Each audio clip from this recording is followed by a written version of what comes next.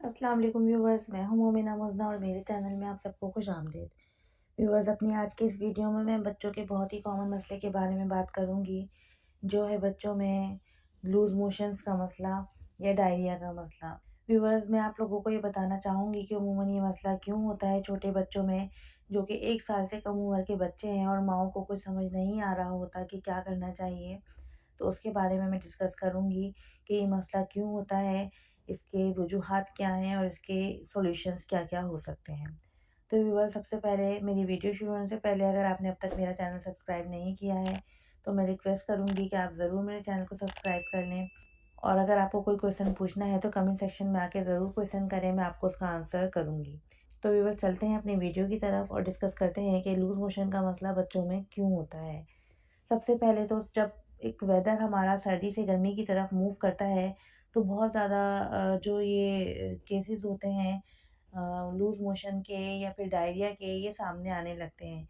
या फिर जब बच्चा दाँत निकालता है, जब बच्चा टीथिंग एज में होता है, तो ये मसला बहुत ज़्यादा माँओं को फ़ेस करना पड़ता है और ज़्यादातर हर दाँत निकालते वक़्त बच्चे को मोशन या बुखार या खाँसी ज़रूर हो जाती है। तो व्यूअर्स, इसकी वजूहात क्या हैं? अगर ये मसला भी नहीं है कि दाँत नहीं निकल रहे और बच्चा वैसे ही लूज़ मोशन का शिकार हो रहा है, तो उसका सबसे पहला मसला तो ये होता है कि फ़ीडर सही तरह बॉयल नहीं हो रहा, या फ़ीडर आपका गंदा है, या फिर आपका पानी सही नहीं आ रहा है, या पानी में इम्प्योरिटीज़ हैं, जिसकी वज़ह से बच्चे के पेट में बैक्टीरिया जाता है। या फिर आपके दूध का सूट ना करना, कि बच्चा जो दूध ले रहा है इसको वो उसके पेट को सूट नहीं कर रहा, उसकी वज़ह से भी बच्चे को लूज़ मोशन हो सकते हैं। या फिर ऐसी चीज़ हो सकती है कि कभी बच्चे ने कोई चीज़ खा ली जिसकी वज़ह से उसके पेट में बैक्टीरिया चला गया। ये सारी वजूहात होती है कि बच्चों को लूज़ मोशन हो जाते हैं। सबसे पहला और कॉमन मसला इसमें यही है कि जब बच्चा टीथिंग एज में होता है, तो ज़्यादातर 1 साल से कम उम्र के बच्चों को, या अंडर 2 इयर्स के जो बच्चे होते हैं, जब उनके दाँतों को निकलने का प्रोसेस हो रहा होता है, ज़्यादातर वही बच्चे मोशंस का शिकार होते हैं जब उनका टीथिंग एज का मसला चल रहा होता है। अब हम ज़िक्र करेंगे कि डायरिया के सिम्पटम्स क्या-क्या होते हैं। तो व्यूअर्स, सबसे पहले तो डायरिया के सिम्पटम ये होते हैं, या लूज़ मोशन के, अगर बच्चे आपके बहुत ज़्यादा स्टूल पास कर रहे हैं और वो बिल्कुल पानी की तरह पतले हैं, आपको कैसे पता लगेगा बच्चा डिहाइड्रेटेड हो रहा है? तो आप देखेंगे बच्चे की आँखें अंदर की तरफ जाना शुरू हो जाएँगी, सबसे पहला। और कॉमन सिम्पटम इसका ये है कि बच्चे की आँखें और हल्के नुमायाँ होना शुरू हो जाएँगे। दूसरा, उसकी स्किन लूज़ होना शुरू हो जाएगी, जब आप उसकी स्किन को पेट की एक चुटकी में लेके उठाएँगे, तो वो वापस बिल्कुल पतली होके वापस अपनी जगह पे जाएगी, वो नॉर्मल टेक्सचर से अपनी जगह पे नहीं जाएगी। तीसरा, उसकी यूरिन की जो पासिंग है वो कम हो जाएगी, जितना नॉर्मल यूरिन बच्चा करता है, उतना यूरिन उसको नहीं आ रहा होगा, क्योंकि लूज़ मोशन में आपका सारा जो हाइड्रेशन है वो बच्चे की उस तरफ चली जाती है और पानी सारा स्टूल के ज़रिए निकल जाएगा, यूरिन आपका कम हो जाएगा।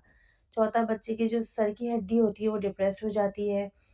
अब आते हैं हम अपनी प्राइमरी रेमेडी की तरफ, कि सबसे पहले आपको करना क्या चाहिए अगर आप घर में हैं और बच्चे ने इतने ज़्यादा लूज़ मोशन कर दिए हैं और अभी तक आप डॉक्टर के पास नहीं गए हैं, तो सबसे प्राइमरी बेसिस पर आपको ये करना है कि बच्चे को कभी भी आपने दूध नहीं छुड़वाना। बहुत सारी माँ ये गलती करती हैं कि वो फ़ौरन दूध का इंटेक बच्चे को कम करवा देती हैं, ऐसा कभी भी नहीं करना चाहिए। बच्चे को जिस मिकदार में आप दूध दे रही हैं, अगर वो ईज़िली ले रहा है उस मिकदार में दूध, तो आपको उसी मिकदार में दूध देना चाहिए। हाँ, आपने इसमें एक चीज़ ये ऐड ज़रूर कर देनी चाहिए कि जब आप दूध दें, तो उसमें आप आधा साबूदाने का पानी, जिसको साबूदाना भी कहते हैं, आपने वो साबूदाना उबालना है और उसका सिर्फ़ पानी छान कर आपने आधी फीडर उस साबूदाने के पानी की देनी है और आधी फीडर आप दूध दे रहे हैं। तो उससे ये होगा कि साबूदाना जाकर आपके बच्चे की आँतों में एब्ज़ॉर्ब होगा, आँतों को सुकून मिलेगा और लूज़ मोशन बहुत हद तक उस साबूदाने से कम होंगे और हाथों को तक़वियत मिलती है, यानी कि ताकत मिलती है। तो अगर आपने साबूदाना और दूध मिक्स करके सिर्फ़ साबूदाने का पानी देना है, क्योंकि फीडर में फिर वो अगर दाना आएगा तो वो फिर फीडर में फँसेगा। तो आपने उसको छान कर साबूदाने के पानी को हाफ़ फीडर आपने साबूदाने का रखना है और हाफ़ फीडर आपने मिल्क का रखना है।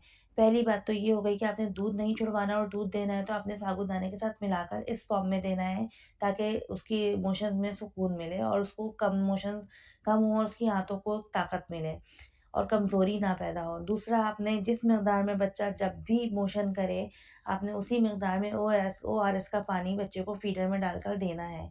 अगर बच्चा वो पानी ओआरएस का नहीं ले रहा, तो आपने थोड़ी-सी चीनी ऐड करके या कुछ ऐसा ऐड करके जो बच्चे को पसंद हो, आपने वो ऐड करके किसी भी सूरत में वो ओआरएस का पानी उसको ज़रूर पिलाना है, या फिर आप उतने ही फीडर के इनटेक रखें, ताकि बच्चा डिहाइड्रेटेड ना हो, बच्चे के जिस्म में पानी की कमी नहीं हो। क्योंकि दूध भी पानी की ही एक फ़ॉर्म होती है, और अगर आप बच्चे को हाइड्रेशन की तरफ रखेंगे तो बच्चा फिर बच्चे की जो वो है ख़तरे में नहीं आएगी बच्चे की हालत, क्योंकि मोशंस भी ऐसे बाज़ दफ़ा ख़तरनाक हालत में आ जाते हैं कि बच्चा सँभलने में नहीं आता। तो सबसे पहले आपने यही काम करना है कि दूध नहीं छुड़वाना, और दूध का इंटेक उतना ही रखना है जितना बच्चा ले रहा है। और अगर आपने दूध में खाली दूध में सिर्फ़ आपने गाढ़ा दूध बना के नहीं देना है, उसमें आधा आपने साबूदाने का पानी ऐड करके देना है। प्लस आपने ओआरएस का पानी वक़्फ़े-वक़्फ़े से बच्चे को देना है जब-जब वो मोशंस करे। अब आ जाते हैं कुछ इलाज की तरफ कि आपने कौन-सा ऐसा इलाज अपनाना है कि फ़ौरी तौर पर आपका बच्चा बेहतरी की तरफ आ जाए और उसके मोशंस रुक जाएँ। लेकिन इससे भी पहले, इलाज से भी पहले, क्योंकि ये मेडिकेटेड दवाइयाँ हैं, इसलिए मैं आपको ये मशवरा ज़रूर दूँगी कि अगर आप जा सकती हैं और आपके लिए जाना आसान है, तो आप सबसे पहले आप अपने डॉक्टर से रुजू करें, आप फ़िज़िशियन के पास जाएँ। डॉक्टर आपको असिस्ट करेगा कि कौन-सी दवाइयाँ देनी है। मेरी नॉलेज में जो दवाइयाँ हैं, वो मैं आपको बता दूँ कि सबसे पहले अगर आप के पास एक इनफ्लोर का साशे आता है, वो मोशंस को रोकने में बहुत ज़्यादा कारगर साबित होता है, और इसको 24 घंटे में एक ही दफ़ा देना होता है।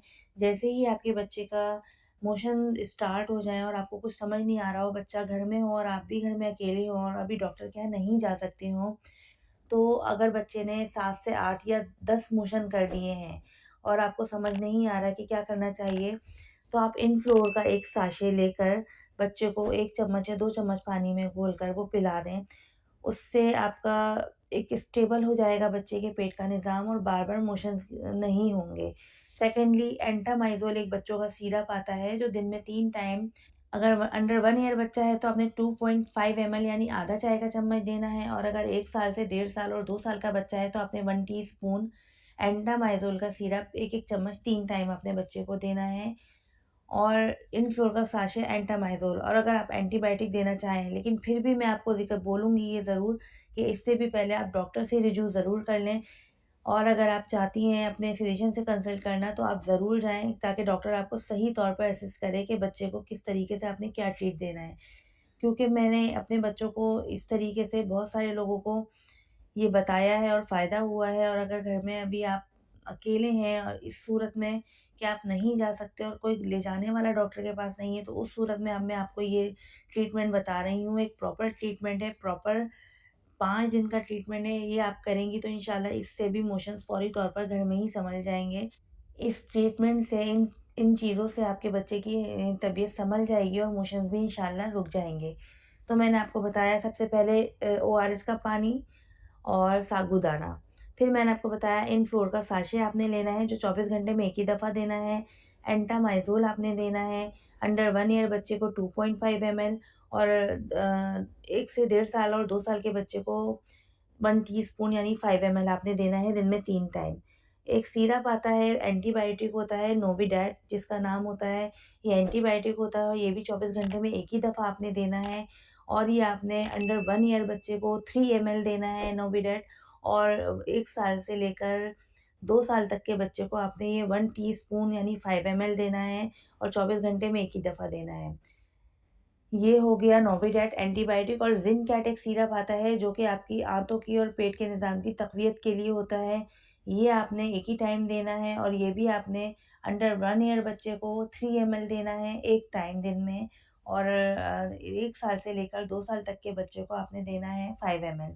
और ये सारा आपने कोर्स करवाना है। इनफ्लोर का साशा, एंटामाइज़ोल, नोविडेट और ज़िंकैट डोज़ेज़ मैंने आपको बता दी कितनी देनी है, और ये आपने 5 डेज़ तक देना है। इंशाल्लाह पहले ही दिन आपके बच्चे को इस सारे ट्रीटमेंट से फ़र्क पड़ जाएगा। अगर आपको डॉक्टर के पास नहीं जाना और नहीं जा सकती हैं, और अगर आप घर बैठे ट्रीटमेंट करा सकती हैं, तो ये एक बहुत अच्छा, बहुत ज़्यादा इफ़ेक्टिव और आज़मूदा इलाज है जो अगर आपने दवाइयों से करना है और आपने हकीमी और हर्बल और होम रेमेडीज़ से नहीं बच्चे की तबीयत सँभल रही, तो आप ये 4 से 5 चीज़ें आप ये मँगवा कर ज़रूर इनसे देखें।